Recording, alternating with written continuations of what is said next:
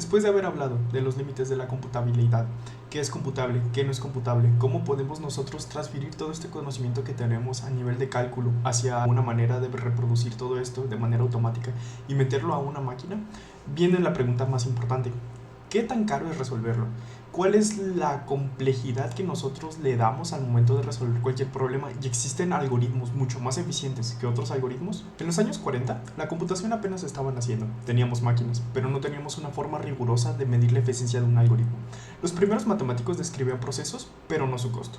Teníamos algoritmos, teníamos soluciones a problemas, pero no estábamos seguros si siquiera sería posible meterlos a una máquina y ver que eso se ejecutara en tiempo de vida. No fue hasta que John von Neumann, uno de los arquitectos de la computación moderna, quien comenzó a hablar del tiempo de ejecución. Aquí fue un momento disruptivo, puesto que su visión era simple pero devastadora.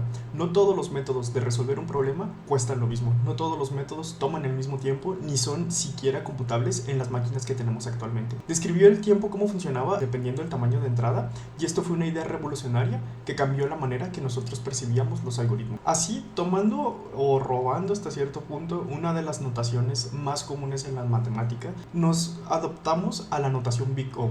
Proveniente de la matemática pura, se usaba para predecir el crecimiento de funciones cuando su variable se hacía muy grande, pero los teóricos de computación la adoptaron para expresar el orden de crecimiento del tiempo o la memoria de un algoritmo. No mide segundos, no mide ciclos, mide cómo cambia el trabajo cuando crece la entrada de una función. Así, toda la teoría de la complejidad gira alrededor de una sola idea. Lo importante no es el problema en sí, sino cómo lo resolvemos y cómo esta escala dependiendo el tipo de entrada que nosotros tenemos. Un algoritmo que parece rápido para entradas pequeñas puede ser devastadoramente lento para una entrada muchísimo más grande. Y con el tiempo, la teoría creció y se formalizó en clases de complejidad. Por ejemplo, tenemos la complejidad o los algoritmos de tipo P, que son problemas resolubles en tiempo polinomial. Luego tenemos los NP y tenemos los exponenciales, que serían problemas que explotan exponencialmente.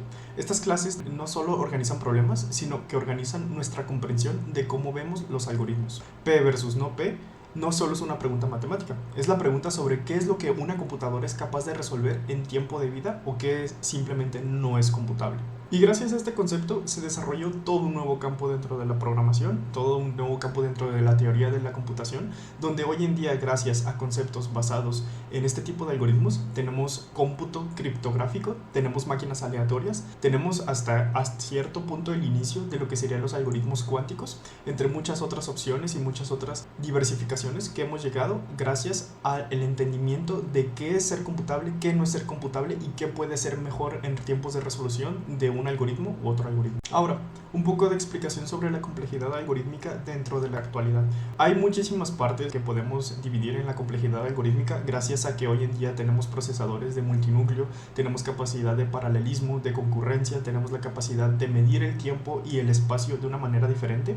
Tenemos diferentes pilares. Aquí, por ejemplo, hablando del principal, del más básico, la complejidad temporal. La complejidad temporal dice cómo nosotros crecemos un algoritmo dependiendo la cantidad de entrada y cuántos ciclos va a tomar o cuánto tiempo puede llegar a tomar el algoritmo a resolver una n operación dependiendo de la cantidad de n variables. También tenemos la complejidad espacial. La complejidad espacial es relativa a qué tanto nosotros vamos a tener que crecer nuestro almacenamiento relativo al tipo de entrada que estamos generando. Si por ejemplo nosotros tenemos una entrada de un array o de la entrada de un número y dependiendo la entrada de ese número nosotros guardamos una n cantidad de variables igual a la n cantidad de entrada, entonces nosotros estamos hablando de una complejidad espacial de n.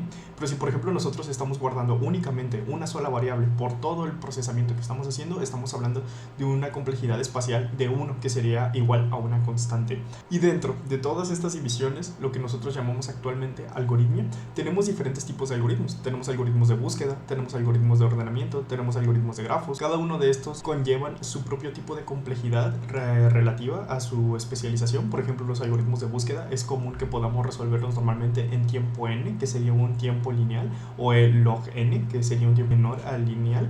También tenemos los algoritmos de ordenamiento, que los algoritmos de ordenamiento normalmente se resuelven en el orden de n log n. Tenemos algoritmos relativos a divide y vencerás, tenemos algoritmos dinámicos, que sería la programación dinámica, tenemos algoritmos de probabilidades y tenemos algoritmos de aproximación. Hay muchísimos tipos de algoritmos, todos relativos al tipo de problema que estamos resolviendo. Aquí el punto importante es encontrar cuál de los algoritmos es el que está especializado al tipo de problema que queremos resolver y buscar poder crear o combinaciones de ellos o aplicarlo en su manera más pura para poder resolver el problema que estamos intentando. Ahora, hablando de complejidades, justamente ya escuchamos un poco de estas complejidades.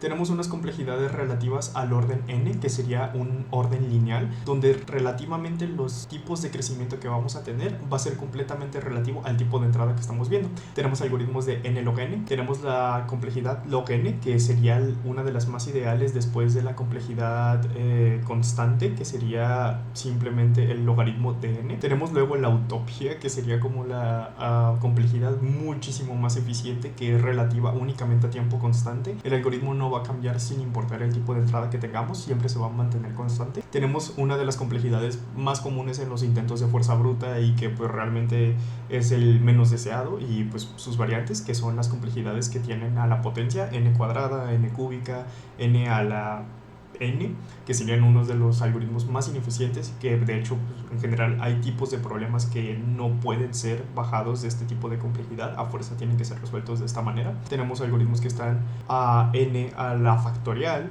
y tenemos muchos otros tipos de algoritmos relativos a todo esto, pero estos son los principales comunes que podemos llegar a ver en nuestras soluciones de algoritmia.